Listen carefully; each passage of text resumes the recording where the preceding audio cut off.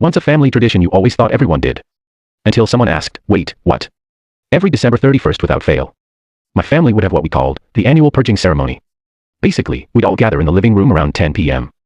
My dad would bring out this ornate wooden box he carved himself when he was younger, and Mom would hand out these special sheets of paper. Had to be the specific cream-colored cardstock from this one store. And these black gel pens that she'd buy in bulk. We'd spend about an hour writing down all the bad memories, negative emotions, grudges, or failures from the past year. Every little thing we wanted to leave behind, fights with friends, bad grades, embarrassing moments, whatever. We wrote it all down, no matter how small or petty. The rule was you couldn't look at anyone else's paper, and you couldn't talk while writing. Just total silence except for the sound of pens scratching paper. Then once everyone was done, my dad would take all of our papers and fold them into these origami-style envelopes. Another skill he taught himself specifically for this. He'd seal each one with red wax and stamp them with our family initial. The papers would go in a box, and at exactly 11:30 p.m., we'd all put on black clothes and go out to the backyard. Dad would dig a small hole while Mom would recite the speech she memorized about releasing the burdens of our past, and how what's buried shall remain buried. Then Maria, my younger sister, and I would take turns throwing in a handful of dirt until the box was covered. Mom would mark this spot with a small stone from this collection she kept, and by midnight we'd all be back inside drinking hot chocolate and talking about our hopes for the new year. I literally thought everyone did something like this. Fast forward to my junior year of college. I'd been dating Nicholas for about 8 months, and things were getting pretty serious. He invited me to spend New Year's with his family, but I said I couldn't, because I had to be home for our family tradition. When he asked what tradition, I explained it to him exactly like I just did here. Not realizing how freaking weird it sounded until I saw his face.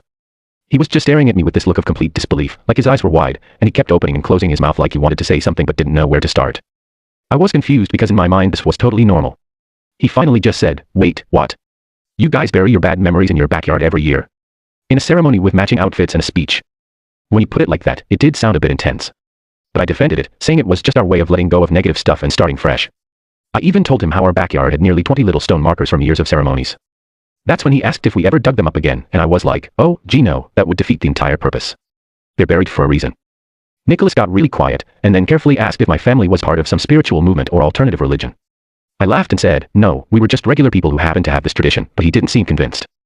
The real moment of horror came when Nicholas asked if I could show him a picture of the backyard with all these memory graves, as he called them.